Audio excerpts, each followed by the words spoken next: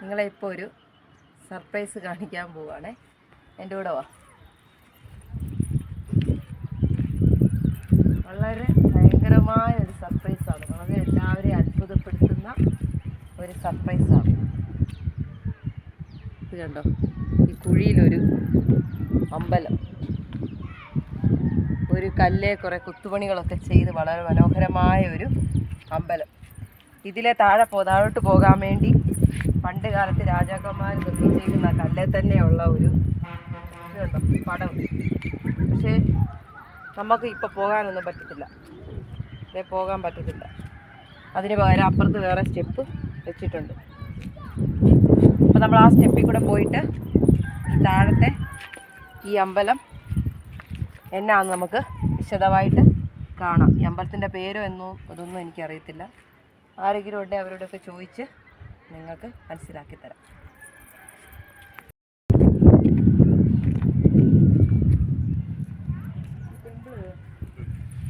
പേരെന്താ എൻ്റെ ടെമ്പിളുടെ പേര്? വെട്ടുവാൻ കോവില. ശരി, ഇതുക്കുള്ള ഗണപതി ഇതന്നെ ഈ കല്ലിൽ കുത്തി വെച്ചിരിക്കുന്നതെല്ലാം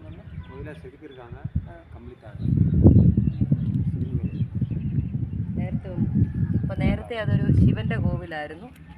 ഇപ്പോൾ അതിനകത്ത് ഗണപതിയാണ് പ്രതിഷ്ഠിച്ചിരിക്കുന്നത്. ഈ കല്ലിൽ കൊത്തിയിരിക്കുന്ന ആള് അതെല്ലാം വന്നല്ല, അത് ചെയ്യാതാ. അത് ആ വിഗ്രഹങ്ങൾ എന്നാണെന്നൊന്നും അറിയില്ല. ഒരുപാട് നൂറ്റാണ്ടുകൾക്ക് പഴക്കമുള്ള ഒരു അമ്പലമാണ്. അപ്പോൾ ഇത് നമുക്ക് കൊത്തുപണികളൊക്കെ കാണാൻ പോകാം താഴോട്ട്.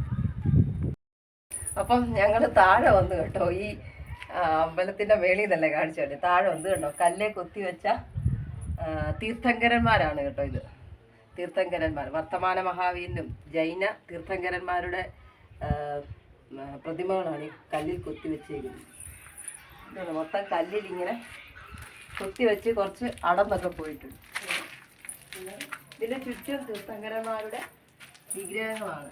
ഇതാണാണോ പെണ്ണാണോ എല്ലാം കാണാം. അങ്ങനെ ചോര വിഗ്രഹങ്ങളുണ്ട് കേട്ടോ, കൊത്തി വെച്ചിരിക്കുക. ഇതേതോ ഒരു തീർത്ഥങ്കരന്മാരിൽ ഒരാളാണ്. 24 തീർത്ഥങ്കരന്മാരുണ്ടല്ലോ, അതിലേതോ ഒരാളാണ്.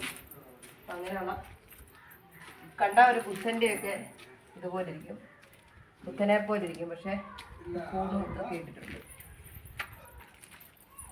കുറേയൊക്കെ പൊളർന്ന് പോയിട്ടുണ്ട്. കാണാൻ ഇപ്പോൾ ഇഷ്ടംപോലെ ആൾക്കാർ വരുന്നുണ്ട്. ഇഷ്ടംപോലെ കൊത്തുപണി ഇതും അതുപോലെ തന്നെ കുറേ തീർത്ഥങ്കരന്മാരുടെ വിഗ്രഹങ്ങൾ ഇങ്ങനെ കുത്തിവെച്ചിരിക്കുകയാണ് കല്ലേൽ. ഒത്തിരി പഴക്കമുണ്ടെന്നാണ് പറയുന്നത്, ഭയങ്കര പഴക്കമുണ്ട്. പക്ഷെ നല്ല രസമുണ്ട്. ഒറ്റ കല്ലേലാണ് നിർമ്മിച്ചിരിക്കുന്നത്. എന്നാ സ്ട്രക്ചറല്ലേ, കല്ലിൽ കുത്തിവെച്ച കവിത എന്നൊക്കെ പറയുന്നത്. നല്ല സ്ട്രക്ചറാണ്. പക്ഷെ ഭാഗമൊക്കെ അടന്നുപോയി, പകുതി ഭാഗമൊക്കെ അടന്നുപോയി. ഇതേതോ ഒരു പെണ്ണിൻ്റെ പ്രതിമയാണ് കേട്ടോ. ബാക്കിയുള്ളതെല്ലാം ആണുങ്ങളുടെ പ്രതിമയാണ്. പിന്നെ ഇത് 1-2 പെണ്ണുങ്ങളുടെ പ്രതിമയും കൂടെ ഉണ്ട്. അതിനാണ് ഇതുണ്ടോ, ഒരു പെണ്ണിൻ്റെ പ്രതിമയാണ്. കാലിങ്ങനെ വെച്ചേക്കുന്നു, മറ്റേ കാലിങ്ങനെ എടുത്തു വെച്ചേക്കുന്നതാണ്. നല്ല സ്ട്രക്ചറിലുള്ള ഇതൊക്കെ വെച്ചേക്കുന്നുണ്ടോ, കാലൊക്കെ കൊത്തി വെച്ചേക്കുന്നുണ്ടോ. നല്ല സ്ട്രക്ചറിൽ പെണ്ണുങ്ങളുടെ കാലൊക്കെ ഇങ്ങനെ ഇരിക്കണം. നല്ല സ്ട്രക്ചറിൽ കുത്തി വെച്ചേക്കുക. പക്ഷേ മുഖമെല്ലാം അടന്നു പോയേക്കാം, മുഖമൊന്നും കാണത്തില്ല. അപ്പോൾ ഞാനിങ്ങനെ വീഡിയോ എടുക്കുന്ന കാണാൻ വേണ്ടി മേളിൽ നിന്ന് കുറേ ആൾക്കാർ ഇങ്ങനെ നോക്കിയിട്ടുണ്ട്. നമുക്ക് അതും കൂടെ കാണാം.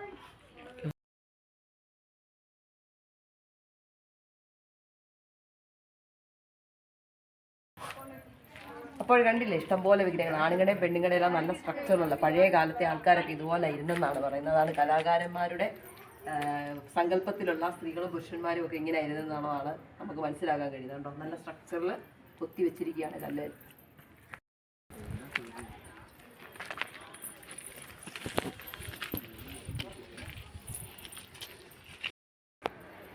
അപ്പോൾ അതാണ് ആ ടെമ്പിള്. ഞാൻ ഇങ്ങോട്ട് കയറി പോവാം. ഇത്രയും ഹൈറ്റിലാണ്, ഇത്രയും ഹൈറ്റ് ഉണ്ട്. നമ്മൾ മേളിലോട്ട് കയറി വരണോ? ഇപ്പം കണ്ടോ, റീൽസൊക്കെ ചെയ്യാൻ പറ്റിയ നല്ലൊരു സ്പോട്ടാണ് കേട്ടോ.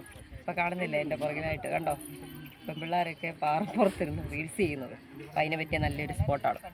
വന്നാൽ റീൽസ് നല്ലതായിട്ട് ചെയ്തിട്ട് പോകാം.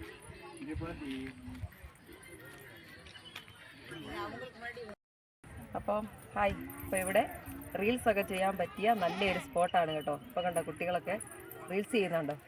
അതുപോലെ നല്ല രസമുള്ള ഒരു സ്ഥലമാണ്. നല്ലതായിട്ട് റീൽസൊക്കെ ചെയ്യാം.